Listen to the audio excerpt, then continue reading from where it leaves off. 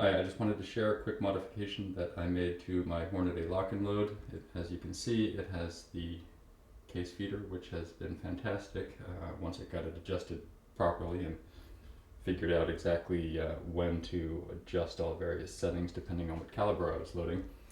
But the very first time that I used the case feeder, I managed to break this little fiberglass rod that follows the primers down. And the way that it happened was when the press is at the top of its stroke, and if you were full with your primers, you can see that the rod would come up to about there. Actually, it would probably come up even higher. Now, normally it would come up to about there.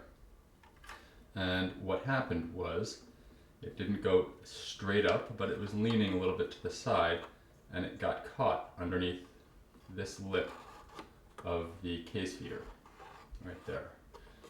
Now, the result of that was a broken tube, which you can see here I taped while I was waiting for a replacement just to have something following it. But essentially it got stuck right under there, flexed like that, and snapped. And because I was looking obviously at the cases as I was loading them, I didn't notice that, and the resistance was so slight that I didn't even feel that the rod was bending until I heard it just go crunch. So all I did was I took a piece of plastic, I think this might have been from an old CD case or something like that, cut it out and made it so that it extends just past that lip. So now if the rod should be leaning off to that side, it hits that and just rides up to the side and avoids getting stuck under there.